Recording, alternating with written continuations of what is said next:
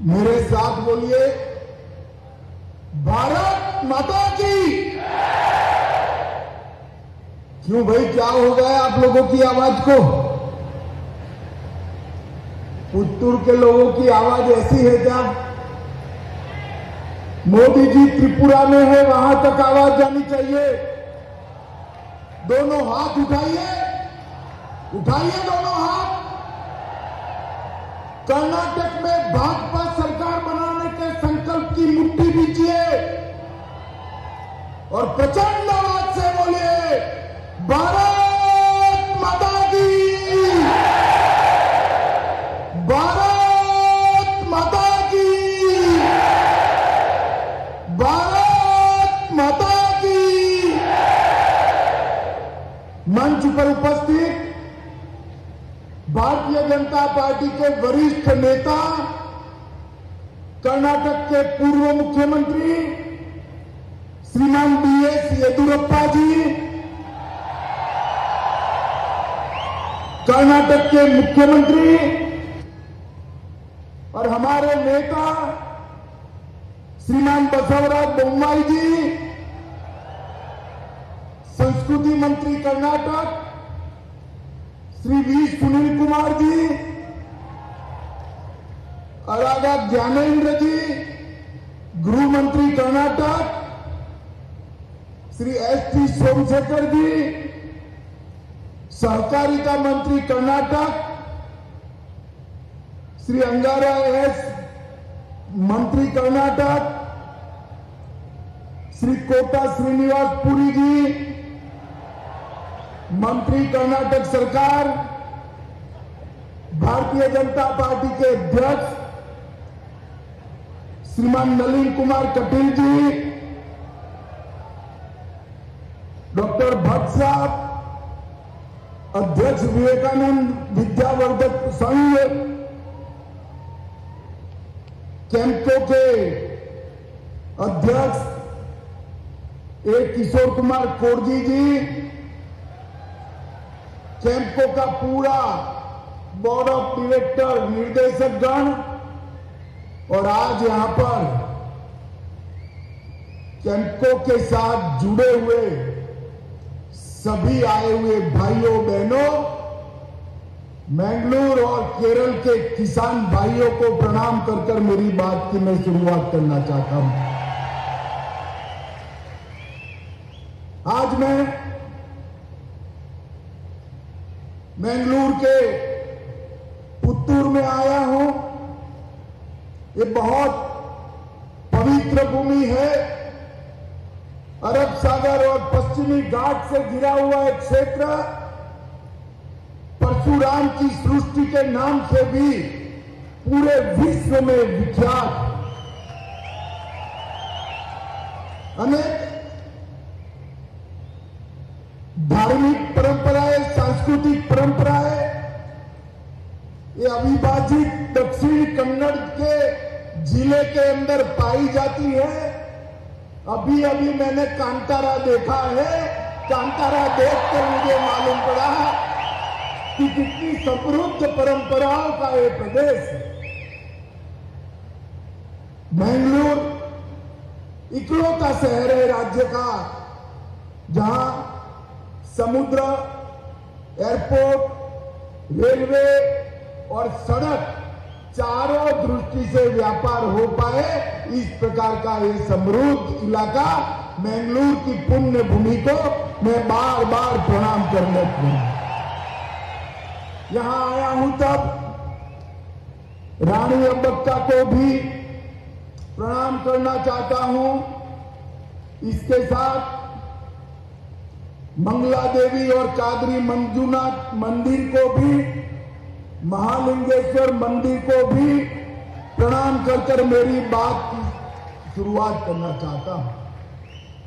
मित्रों, देश भर में बहुत कम क्षेत्र है जो विषम भौगोलिक परिस्थिति होने के बावजूद, ज्योग्राफिकल कंडीशन ठीक न होने के बावजूद कृषि से, खेती से, एग्रीकल्चर से देश को समृद्ध बनाते हैं। सुपारी, नारियल, काली मिर्च, रबड़, काजू और धान, चावल की खेती इस क्षेत्र के किसान के पसीने की महक के साथ हमारे गुजरात के लोग आपकी सुपारी खाकर हमेशा मैंगलोर को याद करते हैं। आपके प्रदेश के साथ मेरे प्रदेश का अटूट रिश्ता है। आप पसीना बहाकर सुपारी उगाते हो, हम सुपारी खाकर पसीना बहाते हैं। दोनों के बीच में बड़ा गहरा नाता है। मित्रों, आज मैं कैंपो के सुवर्ण जयंती समारोह में आया हूं। मुझे जब निमंत्रण मिला तब मैं सोचता था जाऊं न जाऊं, मगर कैंपो की गतिविधियां जब मैंने देखी, इसकी प्रगति देखी, तो मैंने निर्णय कर दिया इस देश के कोऑपरेटिव मिनिस्टर के नाते इस मल्टी स्टेट कोऑपरेटिव में निश्चित जाना चाहिए। उनके प्रयासों का समर्थन, उनका साधुवाद करना चाहिए। मित्रों, आज भारतीय जनता पार्टी के विचारधारा के जनक पंडित दीनदयाल जी का पुण्यतिथि भी है।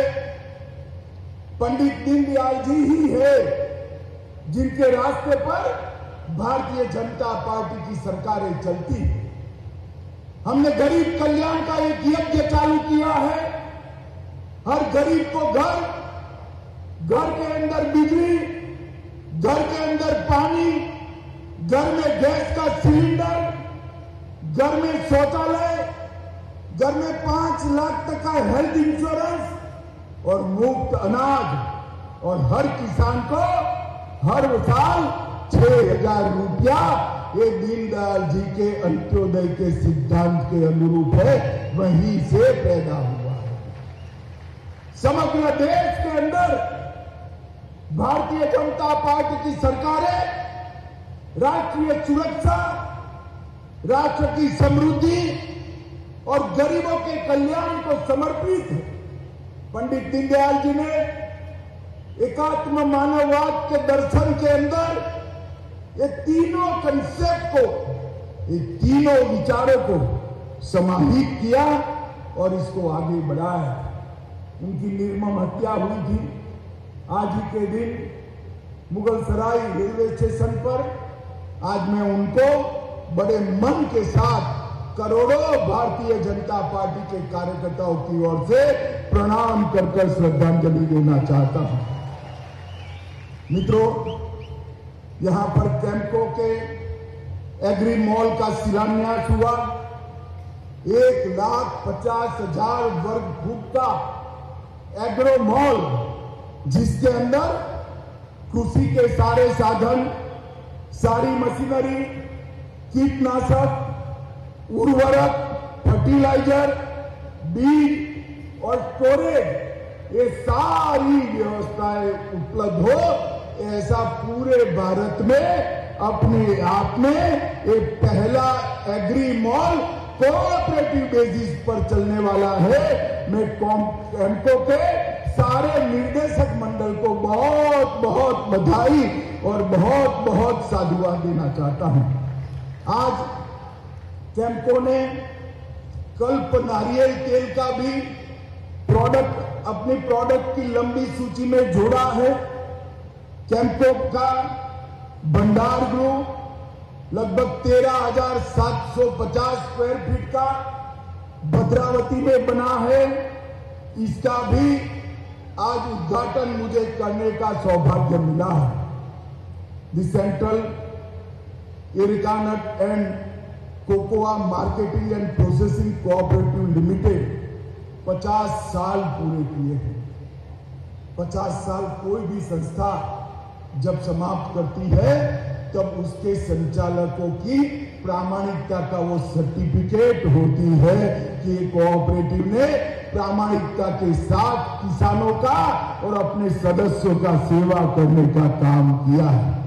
1973 में दूरदर्शी किसान नेता श्री वाराणसी सुब्रैया भट्ट द्वारा स्थापित एक कोऑपरेटिव आज फल फूल कर एक विशाल वट वृक्ष बना है। इसकी स्थापना हुई तब सिर्फ 3000 मेंबर थे और आज 1,38,000 मेंबर्स के साथ एक विशाल कोऑपरेटिव बनकर हमारे सामने है, जिसका 3,000 करोड़ का टर्नओवर है। मित्रों, मोदी जी ने कोऑपरेटिव मिनिस्ट्री की स्थापना की और कोऑपरेटिव के माध्यम से किसानों की सेवा करने का, गांव की सेवा करने का एक नया रास्ता ढूंढा। मगर कैंपको एक ऐसी कोऑपरेटिव है जिसने विंड मिल यूनिट और 500 मेगावाट के सोलर पैनल भी बनाए हैं। 160 ब्रांचेस के साथ 2000 वर्कर के साथ 2700 करोड़ रुपए का टर्नओवर। एक कैंपको में आपका कितना विश्वास है, भरोसा है, उसको बताता है। मित्रों, मोदी जी ने अभी इस बजट में कोऑपरेटिव के लिए हर पंचायत में मल्टी डायमेंशनल पैक्स बनाने का निर्णय किया है। 2 लाख नए पैक्स 3 साल के अंदर भारत में बनाए जाएंगे और हर पंचायत में एक पैक्स की स्थापना करने का काम होगा। इसके साथ साथ ढेर सारी सुविधाएं कोऑपरेटिव को देने की बात करी है। मैं आज इसमें जाना नहीं चाहता हूं। मैं तो सिर्फ आज कैंपको वालों को बधाई देने के लिए आया था और मेरा एक दूसरा भी काम है जो मेरी पार्टी का काम है। आप कहो तो बताऊं, आपको बताऊं क्या? जोर से बोलो, बताओ।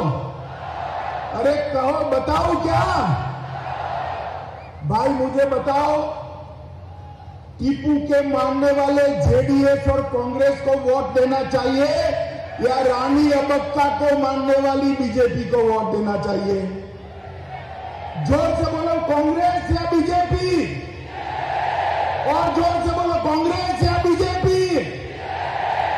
मोदी जी के नेतृत्व में राष्ट्रभक्तों की टोली जैसी भारतीय जनता पार्टी और गांधी परिवार के लिए कर्नाटक को अपना एटीएम बनाने वाली भ्रष्ट कांग्रेस पार्टी, दोनों के बीच में किसकी सरकार बननी चाहिए? जोर से बोले, किसकी बननी चाहिए? मित्रों, एक जनता दल एस और कांग्रेस एक कर्नाटक का भला नहीं कर सकती। कर्नाटक का भला जब जब हुआ भारतीय जनता पार्टी की सरकार। आज पूरे देश के किसान हमारे येदियुरप्पा जी को याद करते हैं। जब येदियुरप्पा जी थे तब कर्नाटक के किसानों का भला हुआ। पूरे देश के लोग येदियुरप्पा जी को याद करते हैं। उनके नेतृत्व में ही बेंगलुरु बढ़ा।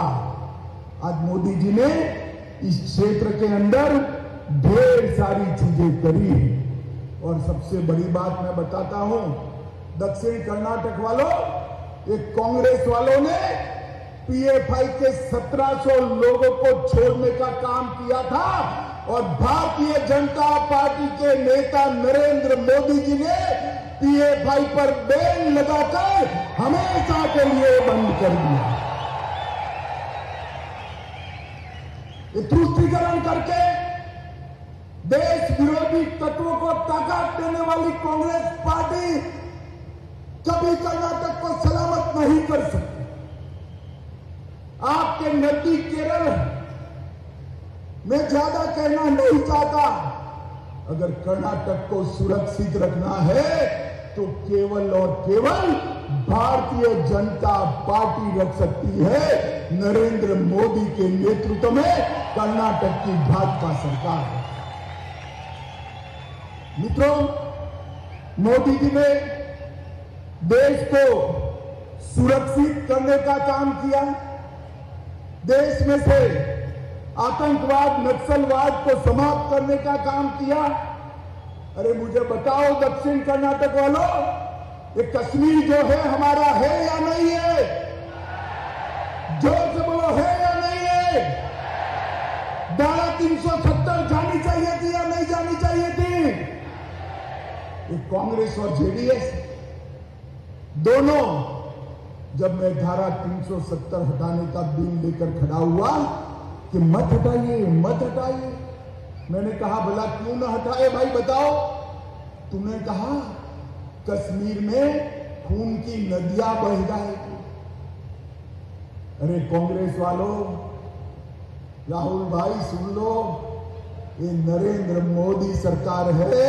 खून की नदियां छोड़ो, किसी का कंकर चलाने का भी हिम्मत नहीं हुआ, कंकर चलाने का।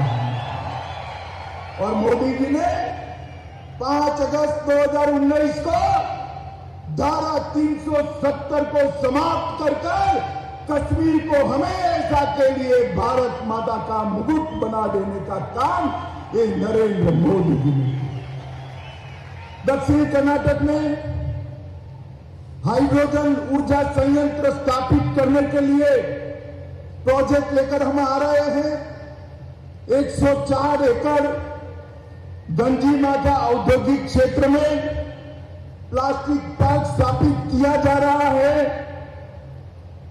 केम्को उसको और मजबूत करने जा रहे हैं।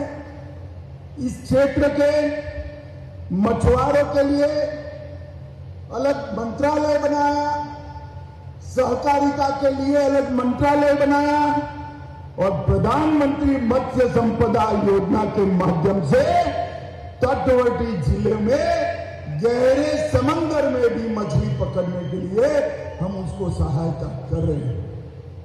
अल्पसंख्यक छात्रों के लिए भी 1000 सीटों की क्षमता वाला छात्रावास बनाया। मैंगलोर और बेंगलोर को स्टार्टअप का हब बनाया और इसके साथ साथ श्री नारायण गुरु आवासीय विद्यालय बनाया और लगभग 34,850 हेक्टेयर भूमि आदिवासी भाइयों को देने का काम हमारे बसवराज बोम्मई जी की सरकार ने किया है, भारतीय जनता पार्टी की सरकार ने। भारत सरकार ने सीडी घाट में टनल रोड बनाने का काम किया। इससे पोर्ट के ट्रांसपोर्टेशन में बड़ी सुविधा होने वाली है। एमएसपी योजना के अंतर्गत उबले हुए चावल खरीदने का काम हमारी कर्नाटक सरकार ने किया। बसवराज जी के लिए एक बार ताली बजा दो सभी लोग भाई। ये तेलंगाना वाले उबले हुए चावल नहीं खरीदते हैं और हमारे बसवराज जी उबले हुए चावल खरीदकर किसानों के साथ चट्टान की तरह बैठे। मित्रों, मोदी जी ने अभी मैंगलोर दौरे में 3800 करोड़ रुपए के विभिन्न परियोजनाओं की नींव डाली। मैंगलोर पोर्ट के अपग्रेडेशन के लिए 5 योजनाएं 1000 करोड़ की हम लेकर आए और मैंगलोर रिफाइनरी में 1830 और 630 करोड़ का 2500 करोड़ रुपए का एक्सपांशन का प्रोग्राम भी भारतीय जनता पार्टी की सरकार ने बनाया। मित्रों, कांग्रेस और जेडीएस कभी कर्नाटक का भला नहीं कर सकते। जेडीएस को वोट मतलब कांग्रेस को वोट, भाजपा को वोट मतलब नए भारत के नए कर्नाटक को वोट। ये बात आप सभी लोग याद करें। मित्रों, आज हम थोड़ा लेट चल रहे हैं।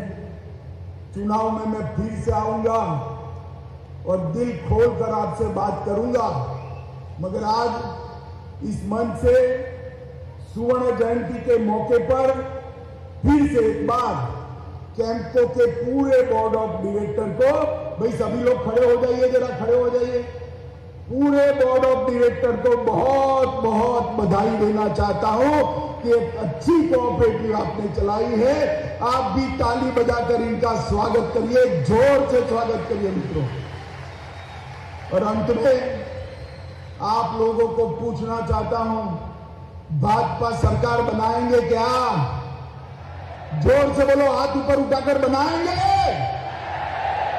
कमर के निशान पर बटन दबाएंगे, बसवराज मुंबई के हाथ मजबूत करेंगे, मोदी जी के हाथ मजबूत करेंगे, पूर्ण बहुमत की भाजपा सरकार बनाएंगे। तो मेरे साथ दोनों हाथ उठाइए, विजय के संकल्प की मुट्ठी दीजिए और प्रचंड आवाज से बोलिए, भारत माता की,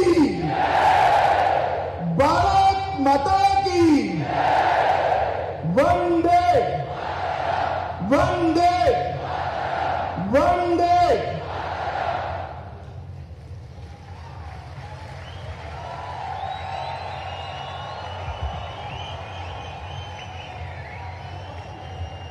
कृषि प्रधान स्वराज भारत के अमृत महोत्सव के शुभ अवसर पर किसानों को स्वावलंबी और आत्मनिर्भर बनाने के साथ साथ देश के आर्थिक